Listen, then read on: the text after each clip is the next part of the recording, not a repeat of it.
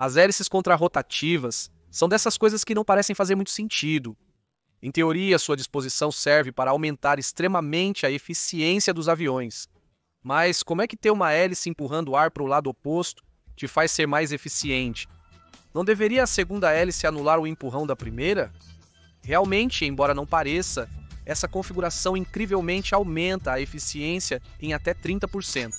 Por isso é que você sempre verá essas hélices em aviões destinados a percorrer longas distâncias, como os Tupolev, Tu-90 e 5. Este é provavelmente o avião que vem à mente quando se fala em hélices contrarrotativas. Embora você não acredite, é um conceito bastante antigo, quase tão antigo quanto a própria aviação, o que é surpreendente. Hoje explicaremos o que é este conceito, como é possível aumentar a eficiência tendo duas hélices girando em sentido contrário, e por que não falaremos sobre a história dessa estranha forma de propulsão dos aviões. Então fique confortável, eu sou Kevin Aguilar e isso é Kunst Club. As hélices contrarrotativas têm uma história que remonta ao início do século XX. O primeiro a patentear algo semelhante às hélices contrarrotativas foi Frederick Lancaster, em 1906. Inicialmente, era um conceito que se aplicava apenas para propulsar torpedos e barcos. No entanto, seu uso em aeronaves começou a ganhar terreno nos anos 30 e 40. Entre os primeiros exemplos estão o Lockheed P-30 e 8 Lightning, cujas hélices giravam para fora em sentido contrário ao da outra. Mitigando muitos efeitos negativos, como o fator P é um problema bastante simples de entender. Sabemos que os aviões turbohélice têm a hélice angulada para cima, isso em relação à direção do avião. É necessário para resistir aos efeitos da gravidade, mas ao resolver este problema, cria outro. Faz com que a pá que sobe no lado direito gere mais empuxo do que a pá esquerda que está descendo, causando uma tendência indesejada para a esquerda. Além disso, outro efeito indesejável que estava sempre presente nos aviões era que, como você tinha uma hélice ou duas empurrando o ar em um sentido, fazia com que o avião tendesse a ir para o outro lado. Outro problema também é o efeito espiral. A hélice empurra o ar em um sentido, o que gera constantemente uma turbulência que gira pelo avião e bate no estabilizador vertical, fazendo com que tenha ainda mais tendência a girar para a esquerda, por exemplo. Esses problemas estavam presentes nos aviões monomotores e não eram tão graves. Um piloto experiente podia compensar constantemente essa tendência com o leme.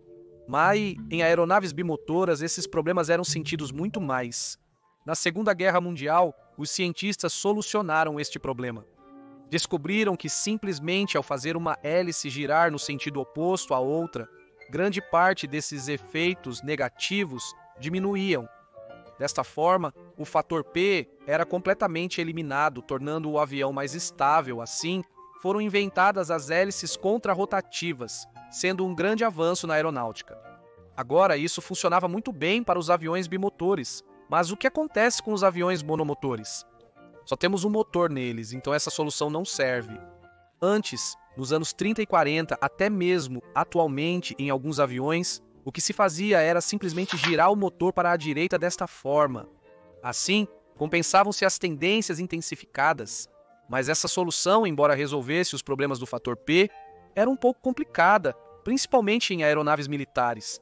Então, em estágios intermediários do conflito, tanto os aliados quanto o eixo foram muito além. Experimentando com hélices contrarrotativas coaxiais, os alemães inventaram o avião Dornier do 335, que tinha hélices contrarrotantes no mesmo eixo.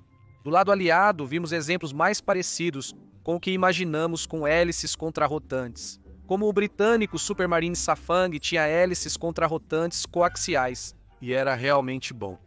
Também o Boeing XF-8B ou o Curtiss XBTC americanos. Infelizmente, a maioria destes voou pela primeira vez quando a guerra acabou, justo quando o interesse militar estava mais voltado para os motores a jato.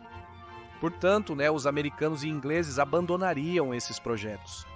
No entanto, os soviéticos desenvolveriam o Tupolev Tu-90 e 5, um dos bombardeiros mais icônicos da história. Voou pela primeira vez em 53. E sim, este tinha hélices contrarrotativas no mesmo eixo. Este novo design de hélices gerava muitos mais benefícios. Principalmente as hélices contrarrotativas geram um fluxo de ar muito mais controlado, reenergizando o fluxo de ar produzido pela primeira hélice. Ou, colocando de uma maneira mais simples, a segunda hélice reciclava parte do fluxo de ar da primeira hélice, aumentando o empuxo sem tornar a hélice ou o motor maiores, o que por sua vez aumentava a eficiência e economizava combustível em 15%. Impressionante para uma simples adição de hélice, gerando um fluxo de ar mais controlado e estabilidade muito maior para o avião.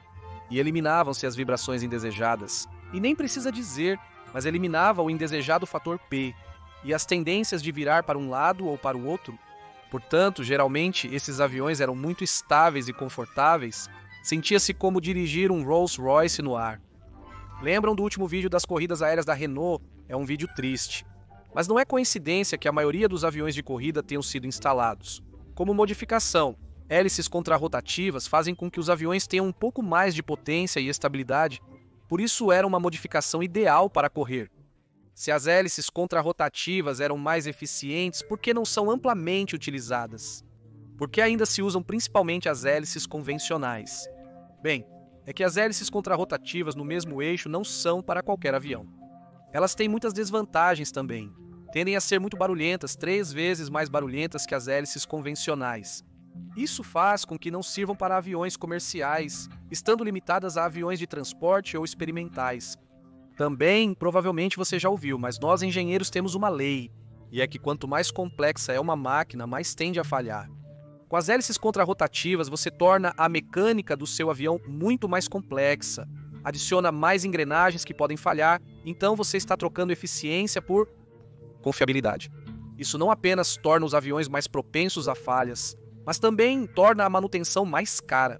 Afinal, se você faz um avião turbohélice hoje em dia, o objetivo é que ele seja simples e barato, senão faria um avião com motores a jato. Portanto, por esses dois fatores, o ruído e a complexidade, é que não vemos tantos aviões desse tipo quanto gostaríamos. E de fato, eles até estão desaparecendo. Se você gostou deste vídeo, talvez esteja interessado em saber por que diabos os Stukas tinham sereias? Qual a verdadeira razão disso, não os mitos? Obrigado por assistir, até a próxima. Adeus!